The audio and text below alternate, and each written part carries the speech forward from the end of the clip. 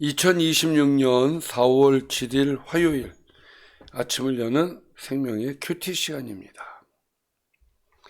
오늘 말씀은 시편 90편 1절에서 17절 말씀으로 유한한 인생이 의지할 하나님이라는 제목으로 함께 말씀을 나누겠습니다. 자, 오늘부터는 시편입니다. 시편은 모두 150편이죠. 그 150편을 5등분을 해서 5등 나누어서 우리가 볼 수가 있는데, 시편이 워낙 길다 보니까 이제 좀 이렇게 잘라서 이렇게 넣어놨어요. 그래서 오늘은 4번째 권입니다. 4번째 권. 90편이 되겠습니다. 오늘 말씀 들어갈까요? 특별히 오늘 말씀은 모세의 기도라고 하는 제목이 달려 있습니다. 지금 여기 PPT에는 안 나와 있는데 하나님의 사람 모세의 기도 이렇게 되어 있어요. 표제가. 시편을 보면은 유일하게 모세의 기도, 그러니까 모세가 쓴 글이 하나가 있는데 이 90편입니다. 모세는 광야를 지나며 인간의 연약함을 뼈저리게 느낀 사람입니다. 그 느낌을 이 말씀을 통해서 또 알을 수가 있어요. 오늘 이 말씀을 통해서 모세가 어떤 고백을 하는지 오늘 말씀으로 들어가 보도록 하겠습니다. 1절에 보니까 주여 주는 대대에 우리의 거처가 되셨나이다. 시편 90편은 시작하면서 하나님이 어떤 분이신지에 대해서 이야기를 하고 있어요. 하나님은 나의 거처십니다. 이렇게 얘기를 해요. 여기서 거처라는 말은 단순히 스쳐 지나가는 장소가 아니라 머물고 쉬고 보호받는 집, 안식처, 피난처라는 뜻을 지니고 있어요. 그러고 보면 모세는 광야 생활을 한 사람이죠. 광야 생활. 정착된 집도 없고 성벽도 없고 안정된 도시도 없고 늘 이동했고 늘 불안했고 늘 임시 거주자처럼 살았어요. 그러니까 매일 집을 옮겨야 되는 그런 삶을 살았죠. 그런 의미에서 거처라고 하는 의미가 모세에게는 굉장히 크겠구나 이런 생각을 하게 됩니다. 그래서 이 1절의 말씀이 이런 것 같아요. 우리에게는 집이 없었던 것이 아닙니다. 우리에게 성이 없었던 것도 아닙니다. 하나님 자신이 우리의 집이셨습니다. 하나님이 우리의 집이었습니다. 여기 보십시오. 주여 주는 대대에 우리의 거처가 되셨습니다. 이렇게 얘기하잖아요. 여기에서 대대라는 말은 또 뭡니까? 한 세대만이 아니라 모든 세대를 얘기하는 거예요. 그러니까 과거에도 지금도 앞으로도 하나님이 자기 백성의 안식처이다 이렇게 지금 고백을 하고 있는 것이죠. 자, 그래서 하나님을 이렇게 소개합니다. 2절에서 산이 생기기 전 땅과 세계도 주께서 조성하시기 전 곧 영원부터 영원까지 주는 하나님이십니다. 이렇게 얘기를 해요. 자, 우선 두 가지로 나누어 볼 수 있는 것은 산이 생기기 전 땅과 세계도 주께서 조성하시기 전. 무슨 얘기예요? 창조하시기 전. 그러니까 창조주 하나님이시라는 이야기를 하는 겁니다. 하나님은 창조주 하나님이시고 또 창조 이전, 그러니까 영원부터 영원까지 주님은 나의 거처이시며 하나님이십니다. 할렐루야. 아멘. 하나님께서 세상을 낳으시고 세우셨다. 그 하나님은 영원하신 분이시다. 세상이 우연히 생긴 것이 아니다. 하나님께서 만드신 것이다. 아멘. 그래서 하나님은 영원하신 분이시다. 그 영원하신 분이시다라는 말을 하는 이유는 사실 그 다음 말을 하고 싶어서 그래요. 볼까요? 주께서 사람을 티끌로 돌아가게 하시고 말씀하시기를 너희 인생들은 돌아가라 하셨사오니, 하나님께서 사람들을 향해서 야 너희들은 티끌로 돌아가라 이러셨다는 거예요. 너희 인생들은 돌아가라. 무슨 얘기예요? 흙으로 왔으니 흙으로 다시 돌아가라. 이 말을 하는 이유는 무엇이냐? 사람이 아무리 잘난 인생이라 할지라도 때가 되면 하나님께서 야 티끌로 돌아가, 이 한마디에 인생은 거기서 끝난다 이 얘기예요. 그러니까 인생은 아무것도 아닌 존재다 이거예요. 영원하신 하나님 앞에 서 있을 때 인간은 아무것도 아닌 존재다 그 얘기예요. 주의 목전에는 천년이 지나간 어제 같으며 밤의 한순간 같을 뿐이니이다. 여러분, 천년이 얼마나 긴 시간입니까? 인생으로 따지면은 100세까지 산다고 해도 10번의 인생이에요. 근데 그 10번의 인생이 하나님의 입장에서는 어제 한순간 같다. 밤의 한순간 같다. 왜? 영원하신 하나님이시니까. 하나님께서는 이와 같이 시간에 제한받지 않으시고 시간에 쫓기지 않으시고 시간 위에 계시는 그런 분이시다.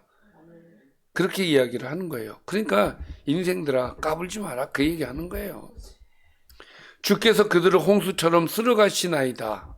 그들은 잠깐 자는 자 같으며 아침에 돋는 풀 같습니다. 자, 어느 순간 홍수처럼 사라져버리는, 그들은 잠깐 자는 자 같다. 인생이 너무 짧고 덧없는 모습을 이야기하는 거예요. 한밤의 꿈처럼 지나가고 잠깐 눈을 붙인 것 같은 시간이라는 뜻이에요. 또 아침에 돋는 풀 같습니다라는 이야기는 사막 주변 지역에서는 새벽 이슬로 풀이 잠시 싱싱해 보여요. 그러나 낮이 되면 뜨거워서 금방 시들어 버리는 것입니다. 그러니까 그런 풀 같은 존재이다 인생이.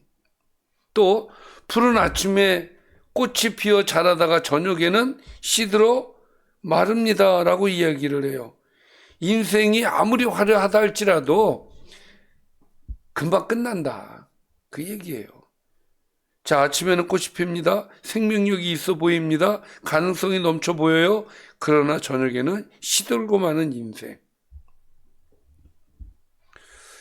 이 6절까지의 말씀을 보면 결국은 그겁니다. 하나님은 영원하신 하나님이시고 인생은 아무것도 아니다. 그러면 이것을 통해서 인생이 아무것도 아니니까 절망을 가져라 그런 얘기가 아니에요. 인생이 아무리 잘났어도 교만하지 말고 영원하신 하나님께 시선을 돌려라 그 얘기를 하고 싶은 거예요. 아멘. 잘났다고 떠들지 말고 하나님 앞에서는 아무것도 아니니 하나님 앞에 무릎을 꿇으시오 그 얘기입니다. 왜냐하면 모세는 이런 경험들을 했어요. 우리는 주의 노에 소멸되며 주의 분내심에 놀라는 존재입니다. 여러분, 인생 속에서 주의 노, 주님 화나실 때, 주의 분내심에 우리가 놀랄 때가 있다 이거예요. 그리고 또 이렇게 얘기를 해요. 주께서 우리의 죄악을 주의 앞에 놓으시고 우리의 은밀한 죄를 주의 얼굴빛 가운데 두셨습니다. 여러분, 인간은 죄를 짓는 존재죠. 그 인간의 죄를 짓는 그 순간에 하나님은 분내심이 있다 이 얘기예요. 왜? 그분은 우리의 하나님이시기 때문에 그렇습니다. 우리의 죄악을 주의 앞에 놓으신다. 또 우리의 은밀한 죄, 하나님께서 모르실 것 같지만 그렇지 않다는 거예요. 그 얼굴빛 가운데 우리의 죄를 두신다. 그러고 보면 이 말씀 안에, 이 고백 안에 모세의 그 지나왔던 그 과정의 경험이 이 안에 들어가 있는 것을 볼 수가 있죠. 이스라엘 백성들은 늘 주의 노 때문에 하나님 앞에 매맞으면서 그들이 광야를 지나갔어요. 그렇죠? 그래서 이렇게 고백합니다. 9절에 우리의 모든 날이 주의 분노 중에 지나가며 우리의 평생이 순식간에 다 하였나이다. 우리의 모든 날이 뭐에 있다고요? 주의 분노 중에 지나간다는 거예요. 무슨 얘기냐면은 우리의 인생은 하나님의 분노 속에 있다. 하나님께 우리가 죄를 지으면 하나님 뭐 하십니까? 네, 분노하시죠. 심판하신단 말이에요. 이스라엘이 광야를 지나가면서 불평불만하니까 하나님께서 뭐 하셨어요? 화가 나셔서 계속 매를 때렸단 말이야. 매를 드셨단 말이에요. 그러니까 이 말은 무슨 얘기냐? 하나님은 인간이 죄를 지었을 때 매를 드신 하나님이시다. 그러니까 인간은 하나님의 그 매를 들어있는 그 순간순간 속에 지나간다 그 얘기예요. 죄를 지으면 하나님의 그의 매로 우리가 정신 차려! 이런 하나님의 메시지를 듣기 때문에 그런 것이죠. 우리의 연수가 70이여 강건하면 80이라도 그 연수의 자랑은 수고와 슬픔뿐이요. 자랑할 것이 없다. 기껏 자랑할 게 뭐예요? 수고와 슬픔밖에 없다는 거예요, 인생이. 그리고 신속히 가고 우리가 날아간다. 그러니까 시간이 쑥 지나간다는 얘기예요. 금방 그냥 쑥 지나가는 거예요. 모세는 인간의 삶을 이렇게 해석하는 거예요. 인간의 고통, 인간의 허무, 인간의 수고와 슬픔. 이 모든 것이 단순한 자연현상이 아니라 죄로 인해서 하나님과의 관계가 깨어진 결과로서 얻어진 것들이었다. 그리고 길어도 짧고 많아도 금방 지나가며 그 안을 들여다보면 수고와 슬픔뿐이라고 이야기를 하는 것은 왜 그렇습니까? 주의 분노 안에 있기 때문에 그래요. 인생이 주의 분노 앞에 있기 때문에. 자, 그러니까 여러분, 인생은 정말 아무것도 아니다. 우리가 날아가나이다. 얼마나 빠른지, 얼마나 빠르게 지나가는지를 시적으로 표현한 것인데 붙잡고 싶어도 그냥 날아가 버려요, 인생이. 청춘도 기회도 세월도 사람도 다 그렇게 지나가는 거예요. 근데 안타까운 것은 이것이죠. 누가 주의 노여움의 능력을 알며 누가 주의 진노의 두려움을 알릴까? 사람들이 잘 몰라서 그렇다는 거예요. 하나님이 우리가 분노 중에 있고 하나님은 늘 매를 들고 계신 분이라는 의식을 갖고 살면 우리는 죄를 안 지으려고 노력을 할 거예요. 근데 그렇지 않다는 거예요. 11절 말씀은 너무 하나님의 능력을 무시하고 주의 진노를 무시하고 생각하지 않는다 이 얘기예요. 그래서 모세는 이렇게 기도합니다. 우리에게 우리의 날 계수함을 가르치사 지혜로운 마음을 얻게 하소서. 아멘. 할렐루야. 아멘. 인생의 짧음을 자각하며 하루하루를 하나님 앞에서 책임 있게 살아갈 수 있도록 지혜를 달라는 것이죠. 아멘. 지혜로운 마음이라고 하는 것은 분별력을 얘기하는 거예요. 우리가 내가 하는 것이 정말 하나님께서 기뻐하시는 건지 아닌지 잘 모를 때가 있죠. 그러니까 지혜를 달라고 기도하는 겁니다. 모세는 이렇게 기도하는 거죠. 그러니까 주님, 내가 얼마나 오래 샀는지가 아니라 어떻게 살아야 하는지를 알게 해주십시오. 내 날이 유한하다는 사실이 나를 절망하게 하지 말고 오히려 지혜롭게 살 수 있도록 도와달라고 기도하는 겁니다. 자, 여기까지는 12절까지는 인생에 대한 이야기를 했어요. 인생은 주의 분노 속에서 살고 아무것도 아니다. 그러면 우리 인생이 어때야 됩니까? 지금부터는 하나님 앞에 바라는 내용입니다. 여호와여 돌아오소서. 언제까지입니까? 주의 종들을 불쌍히 여기소서. 언제까지 우리를 슬픔과 고난 속에 이렇게 내버려 두실 겁니까? 아침에 주의 인자하심이 우리를 만족하게 하사 우리를 일생 동안 즐겁고 기쁘게 하소서. 하나님, 이제는 슬픔과 고통이 멈춰지고 이제는 주님께서 주시는 은혜 안에서 즐겁고 기쁘게 살아갈 수 있도록 도와주세요. 우리를 괴롭게 하신 날수대로, 참 이 말이 참, 우리를 괴롭게 하신 날수대로 우리 지금까지 괴로웠어요. 하나님 우리를 괴롭게 하셨습니다. 그 얘기예요. 왜 괴롭게 하셨습니까? 죄 때문에. 죄 때문에 매를 드신 거란 말이에요. 그동안 우리가 화를 당한 연수대로 우리를 기쁘게 하소서. 우리 그동안 고생했는데 이제는 하나님 그 고생한 그 날수만큼 이제는 기쁨을 누리고 살아갈 수 있도록 도와주세요. 아멘. 주께서 행하신 일을 주의 종들에게 나타내시며 주의 영광을 그들의 자손에게 나타내소서.